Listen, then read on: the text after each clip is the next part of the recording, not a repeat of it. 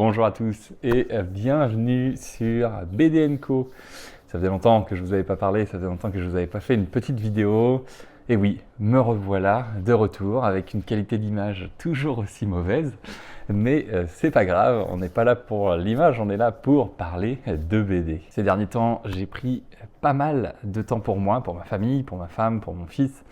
On a beaucoup voyagé, on a pu se permettre de faire un mois de road trip dans tout l'Est des États-Unis. Ça m'a permis de lire beaucoup de choses, de prendre aussi beaucoup de temps pour préparer des prochaines vidéos, des prochaines choses que je voulais vous faire. Et puis ça m'a aussi remotivé à refaire des vidéos, à relire beaucoup de BD, à retrouver du plaisir dans certaines lectures. Et c'est pour ça qu'aujourd'hui, je suis de nouveau devant vous. Alors oui, cette vidéo, j'avais l'intention de la tourner pour dimanche dernier. J'avais l'intention de la tourner bien plus tôt, mais j'ai pas trop le temps et j'ai pas eu envie de me forcer à la faire. J'ai eu envie de la faire avec le cœur et à un moment qui était propice pour vraiment en profiter. Elle sort donc un mercredi matin, voilà, c'est pour changer un petit peu. Je vais certainement revenir au dimanche matin, je trouve que c'est plus simple aussi pour moi de pouvoir vous suivre, vous répondre, etc. Lors des week-ends. Mais là, j'avais pas forcément le temps et puis je me suis dit, là, ce soir, on est mardi soir, donc vraiment, je tourne le soir même et je vous la livre pour demain. Je vais passer un peu de temps dans cette nuit pour vous la monter, car j'avais vraiment envie de vous partager cette dernière lecture, même si j'ai lu beaucoup de vraiment bonnes choses, en tout cas de bonnes choses qui m'ont beaucoup plu, peut-être pas des pépites, peut-être pas des choses exceptionnelles en tout cas, mais des très très belles lectures que je vais vous présenter d'un côté sous un format pas top 10, mais quelque chose dans le genre sur les États-Unis, j'en avais déjà parlé rapidement. Ce sera des bonnes lectures que j'ai lues dernièrement et que je vous conseille. J'avais repris ce concept de l'un de vous, d'un de nos abonnés, qui m'avait proposé de faire sur des régions géographiques. Et comme je suis allé voyager dans les États-Unis, je me suis dit que ça pouvait être sympa de vous proposer 10 BD en lien avec les États-Unis. Je n'ai pas mis de western parce que sinon c'est trop facile et qui m'ont beaucoup plu, que j'ai envie de partager et surtout qui sont dans des styles très différents, vous le verrez. Il y a même un ou deux comics, il me semble. Une vidéo que je ferai en deux parties parce que j'ai pas le temps de tout faire en une seule partie. J'ai envie quand même de parler des BD et pas juste vous dire alors voilà, aujourd'hui je vous présente Louisiana, c'est super, voilà vite fait le pitch, voilà vite fait c'est super bien, j'ai bien aimé la vidéo. Comme d'habitude, j'ai envie quand même de vous en parler, donc je le ferai en deux parties, 5 BD d'abord, puis 5 BD après, dans les prochaines semaines. J'ai aussi quelques séries assez intéressantes que je voulais vous présenter. Donc je vais recommencer un petit peu les formats courts et les formats longs. Aujourd'hui, c'est censé être un format court, mais je suis déjà en train de parler beaucoup pour vous expliquer la suite.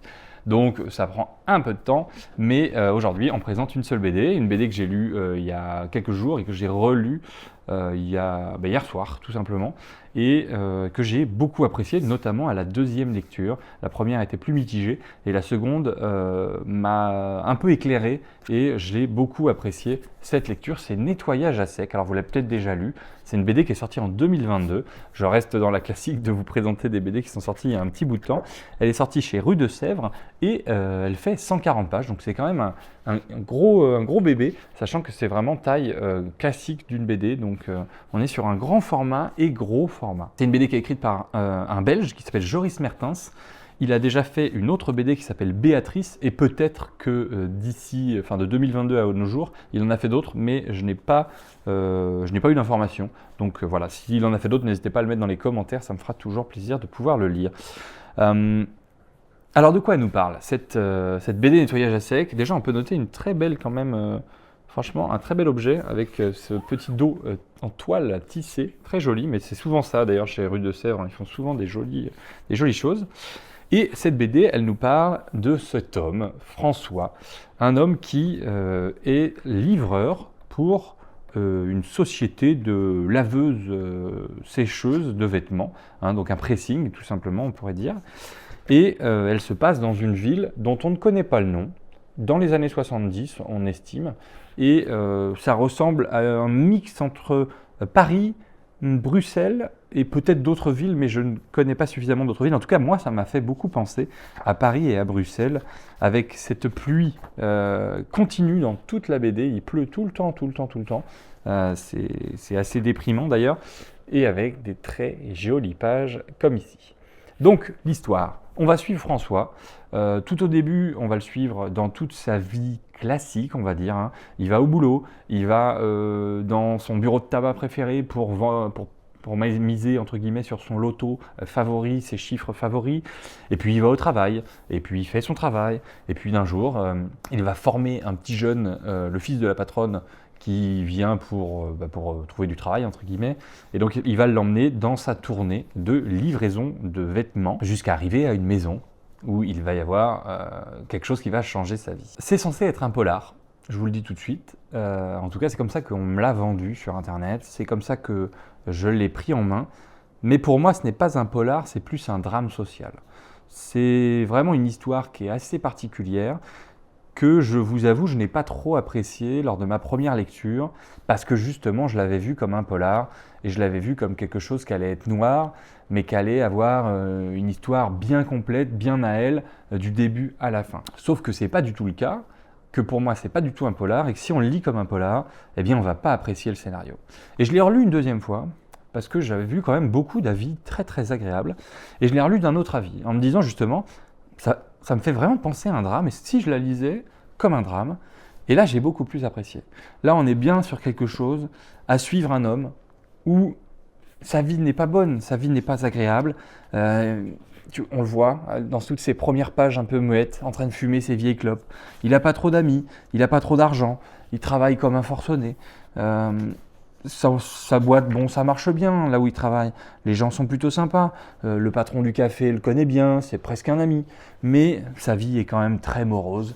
Et on va le suivre dans cet événement qui va changer sa vie jusqu'à cette fin très particulière qui m'avait déplu, comme je le disais au début, et qui m'a bien plu sur ma deuxième lecture. Pas vous en dire plus, parce que sinon ça amènerait du spoil, mais c'est une vision, quand on le lit en mode drame, qui est complètement différente. On n'est pas sur du polar américain, avec ce détective ou ces choses-là.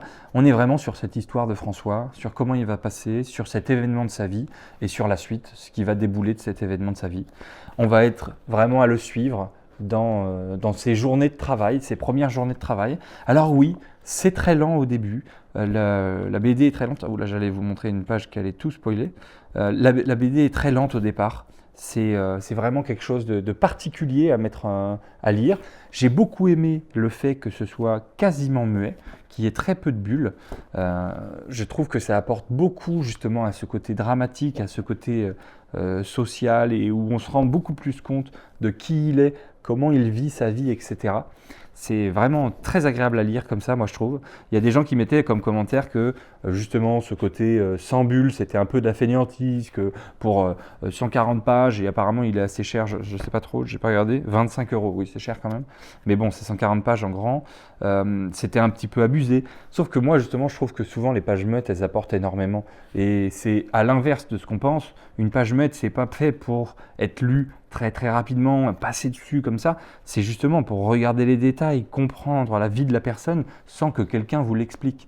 Et ça, moi j'ai trouvé ça très très réussi dans cette BD, avec ce monde très lumineux d'un côté, puisqu'on est dans une ville où il y a des néons partout qui brillent, et avec beaucoup de lumière dans beaucoup de pages, hein. Je ne sais pas si vous le verrez bien parce qu'il n'y a pas trop de lumière dans mon salon malheureusement, mais et à contrario justement, cette pluie, hein, on le voit très bien sur cette page, cette ville grise, mais en même temps très lumineuse.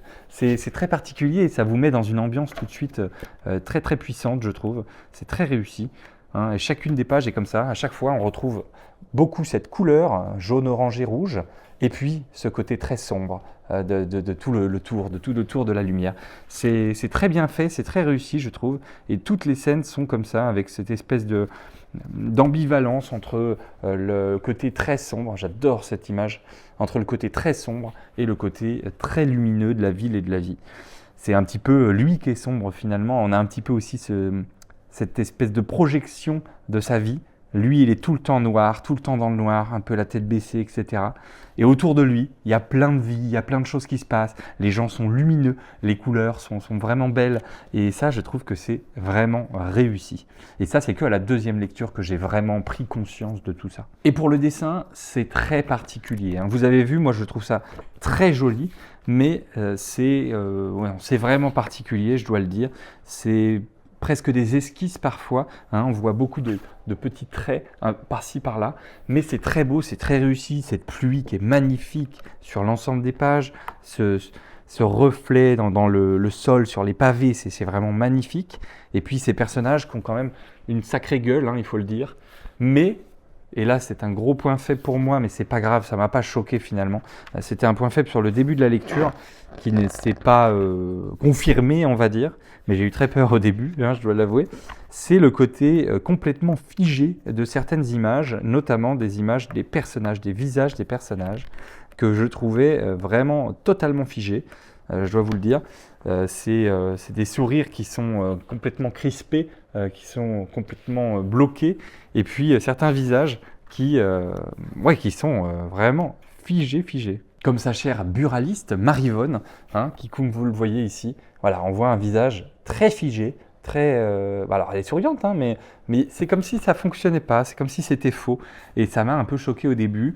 Finalement, sur le reste de la lecture, ça se retrouve beaucoup moins, mais dans l'ensemble, ces visages, je trouve, sont expressifs mais figés.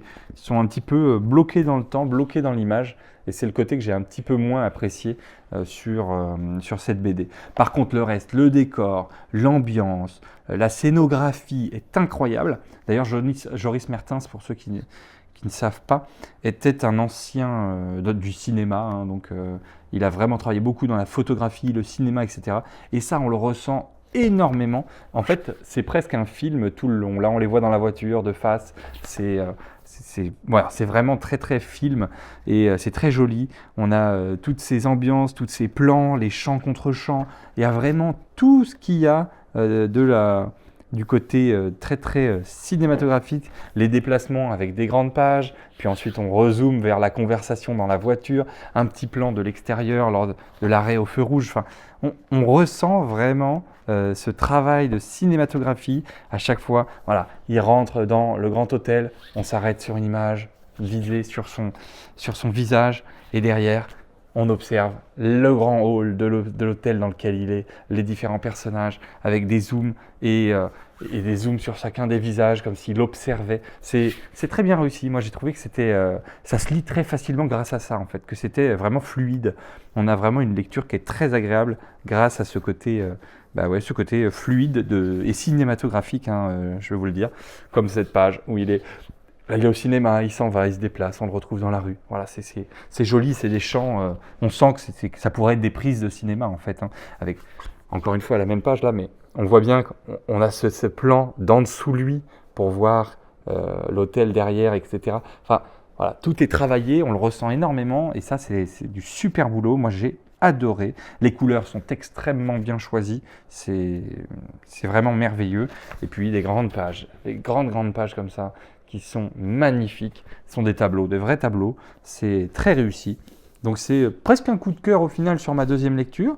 Et ce qui est marrant, c'est que c'était presque une BD que j'allais pas du tout vous présenter sur ma première lecture parce que j'avais pas accroché. Je pense que je vais me lancer d'ailleurs dans Béatrice, hein, la deuxième œuvre de Joris Mertens, et qui pour le coup, elle, est totalement muette, donc aucune parole. Donc je pense que ça peut beaucoup me plaire. Moi, je trouve que les BD muettes sont souvent beaucoup plus profondes que ce qu'on ne croit. Et d'ailleurs, je vous en présenterai une prochainement qui n'est pas si profonde que ça pour le coup celle-là, mais qui moi m'a bien plu. Donc voilà pour aujourd'hui, c'était une présentation rapide de nettoyage à sec. J'espère que ça vous aura plu. Je reviens avec des vidéos dans les prochaines semaines, si j'ai le temps de les filmer en tout cas. Je vais essayer de m'acheter pour les prochaines semaines et les prochaines vidéos une petite lumière parce que mon ancienne elle était morte et en fait elle sifflait à chaque fois que je l'allumais. Ça me permettra aussi de faire des vidéos en soirée comme ici parce que là tout de suite on voit que la qualité est moins bonne à cause de la luminosité. Donc j'espère pouvoir vous faire ça et puis je vous reviens avec des prochaines vidéos. Alors ce sera certainement pas tous les dimanches comme avant, ce sera peut-être pas toutes les 2 semaines, ce sera parfois 2 dimanches de suite puis une semaine sans rien, on verra. Dans tous les cas je vous reviendrai avec tout ça. N'hésitez pas à vous abonner comme d'habitude si vous ne l'êtes pas en tout cas et à activer la cloche, à laisser un j'aime si vous avez apprécié cette vidéo et puis bien entendu comme d'habitude mettez-moi en commentaire, est-ce que vous appréciez ce genre d'œuvre, est-ce que c'est des choses que vous lisez beaucoup ou pas beaucoup du tout, est-ce que l'idée des 10 BD sur l'Amérique du Nord ou sur les États-Unis commence à vous plaire, est-ce qu'elle vous intéresse, est-ce qu'il y a d'autres endroits dans le monde dont vous auriez envie de le faire. Je suis en train de regarder pour l'Afrique actuellement, donc n'hésitez pas à me donner des endroits si vous voulez, moi ça me fera toujours plaisir. Et puis dans tous les cas je vous souhaite le meilleur. On se retrouve dans 2 semaines ou une semaine, je pense. En tout cas, peut-être le week-end prochain si j'arrive à filmer entre-temps. C'était BD & Co. Bye.